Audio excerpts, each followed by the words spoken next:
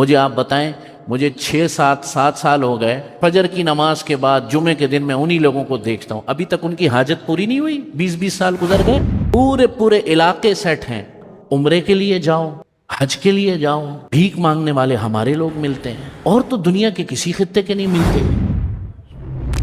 تو باہر کر دیں ان کو، جو بھی قریب میں ہو، جو بھی قریب میں بیٹھا ہوتا ہے وہ ایسی صورتحال میں طریقے کے ساتھ باہر کر دیا کریں۔ ان کو نہ دینا جائز ہے، اور مسجد میں تو دینا ویسے بھی جائز نہیں۔ اور اس مسئلے کو میں پہلے بہت دفعہ بیان کر چکا ہوں کہ موجودہ ہمارے اس معاشرے کے اندر بھیک کی یہ جو روش اختیار کر لی گئی ہے، یہ بے غیرتی کی حد تک پہنچ چکی ہے۔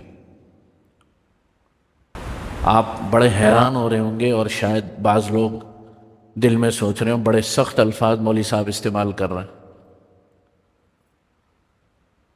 حقیقت سے اس کا کوئی تعلق نہیں ہے، اور بعض لوگ ناعاقبت اندیش لوگ آیت پیش کرتے ہیں وَأَمَّا السَّائِلَ فَلَا تَنْهَرْ، کہ سورۃ الضحیٰ میں اللہ فرماتے ہیں کہ جب سائل آئے تو اس کو جھڑکو نہیں۔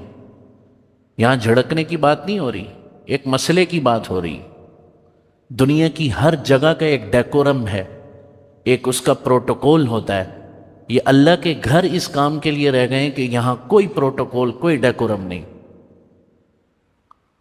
آپ ذرا جا کے کریں نا کسی بینک کے اندر، کسی نیم سرکاری ادارے کے اندر، کسی کی پرسنل پراپرٹی کے اندر، کسی پبلک پراپرٹی کے اندر جا کر بھیک مانگیں، آپ کو بتائے گا وہ۔ اور پھر یہ اس چیز کا کہ جائز ناجائز ہونے سے تعلق، سب سے پہلی بات مسجد نمبر 1۔ نبی کریم صلی اللہ علیہ وسلم کے دور اقدس میں ایک شخص نے اپنی گمشدہ چیز کے بارے میں مسجد میں سوال کیا۔ آپ صلی اللہ علیہ وسلم نے فرمایا اللہ تعالیٰ تجھے وہ نہ لوٹائے۔ آپ صلی اللہ علیہ وسلم نے حدیث میں فرمایا جو شخص سوال کرتا ہے، اللہ تعالیٰ قیامت کے دن اس کو ایسے پیش کریں گے کہ چہرے پر گوشت نہیں ہوگا، ہڈیاں ہوں گی، اور اپنے ان ناخنوں کے سے جو ہے وہ اپنی گوشت کو نوچے گا، یہ اس کی سزا ہوگی۔ جس شخص کے پاس ایک دن کا کھانا پینا موجود ہے، کتنے بولیں بھائی؟ ایک دن کا کھانا پینا، یا بعض فقہا نے فرمایا 2 دن کا اس کے پاس راشن پانی کھانے پینے کا سامان موجود ہے، اس کے لیے سوال کرنا ناجائز اور حرام ہے، اور جس کو پتہ ہو اس کو دینا ناجائز۔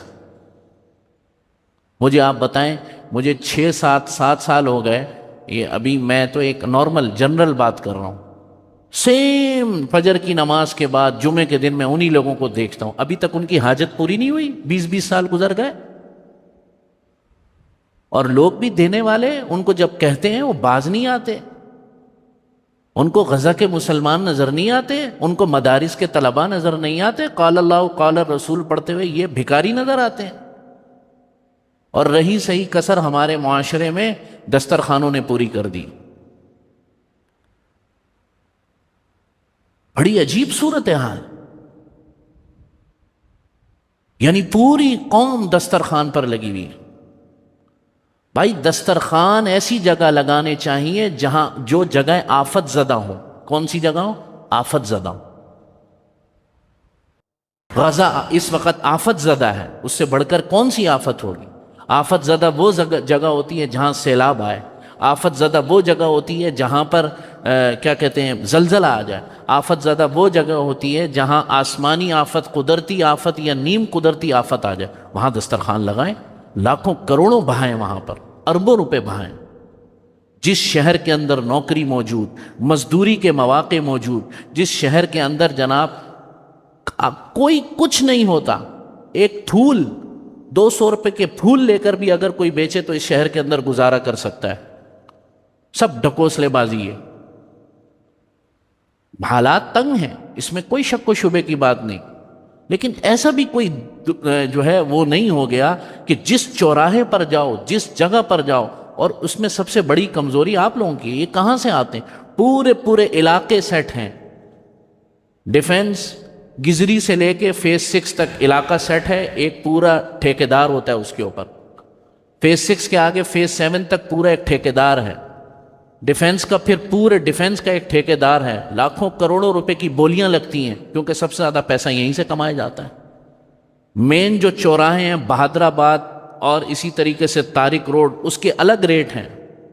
آپ ذرا جا کر کسی انٹیلیجنس بیورو والے یا اسپیشل برانچ والے لوگ جن کے لوگ ان کے اندر موجود ہوتے ہیں، ذرا پوچھیں ان سے کہ کیا صورتحال، وہ بتائیں گے۔ ہمارے بھی لوگ ہوتے ہیں، ظاہر ہے سیکیورٹی پوائنٹ آف ویو سے وہ اپنے لوگ رکھتے ہیں اس میں، وہ آپ کو بتائیں گے پورے علاقے کیسے فروخت ہوتے ہیں، کروڑوں روپے کی بولیاں لگتی ہیں، میں اور آپ دیے جا رہے ہیں۔ اور جب بات کریں تو لوگ پورا بناتے ہیں باقاعدہ۔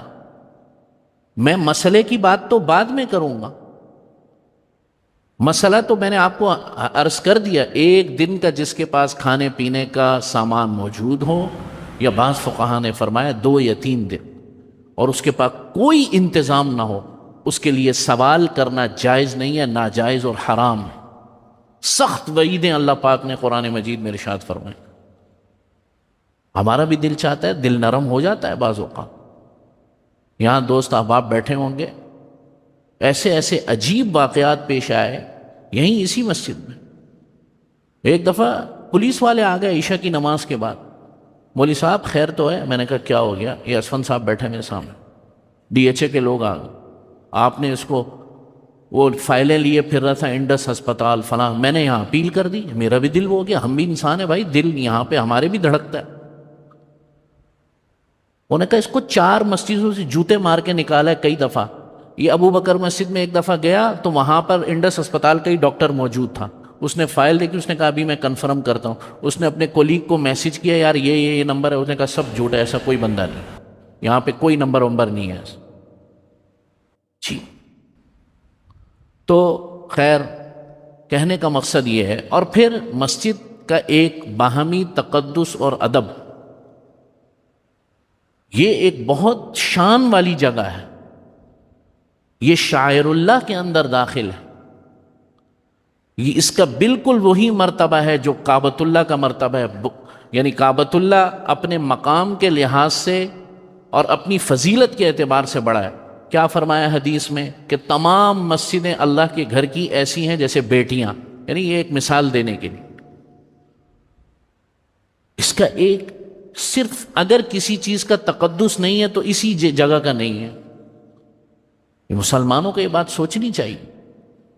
اور ہم اس قوم پر تو عمرے کے لیے جاؤ، حج کے لیے جاؤ، بھیک مانگنے والے ہمارے لوگ ملتے ہیں، اور تو دنیا کے کسی خطے کے نہیں ملتے۔ بھئی کیا وجہ ہے؟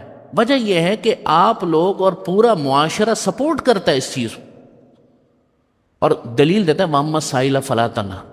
عجیب بات بھائی، وَأَمَّا السَّائِلَ فَلَا تَنْهَرْ تو اس صورت میں ہے کہ کوئی سائل مانگے تو جھڑکو نہیں، یہ کہاں پہ لکھا ہے کہ لازمی دو؟ جھڑکنے سے ممانعت ہے۔ فقہا فرماتے ہیں کہ اگر کوئی 3 دفعہ مانگے اور آپ منع کر دیں صحیح طریقے سے تو 4تھی دفعہ جھڑک بھی سکتے ہیں، جاؤ بھائی اپنا کام کرو۔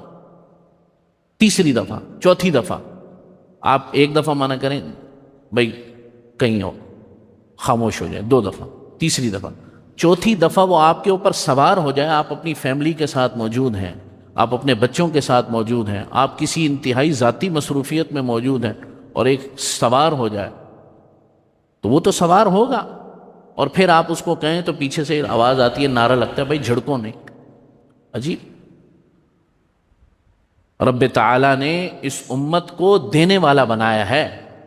الید العلیٰ خیر من الید السفلیٰ، اوپر والا ہاتھ نیچے والے ہاتھ سے بہتر ہے۔ اس میں جہاں مجھے اور آپ کو ترغیب ہے کہ اللہ دینے والا بنائے حقیقی حق پسندوں کو، حقیقی ضرورت مندوں کو، وہاں یہ بھی ہے کہ ید السفلیٰ جو ہے یہ بہتر چیز نہیں ہے، اس کو پروموٹ نہیں کرنا چاہیے معاشرے کے اندر، اس کی حوصلہ شکنی جتنی ہو سکے کرنی چاہیے، جتنی ہو سکے۔ بہت ایسی صورتحال ہزاروں میں ہوتی ہیں جہاں سوال کرنا جو ہے وہ کسی کے لیے جائز بھی ہو جاتا ہے، لیکن یہ جو پیشہ وری طریقہ ہے یہ بالکل دینا بھی ناجائز اور لینا بھی ناجائز۔ موضوع تو کچھ اور تھا، اور آج جو ہے اسی پر ہی ہو گیا سارا بند، بقیہ تفصیل انشاءاللہ تعالی۔ الحمدللہ رب العالمین۔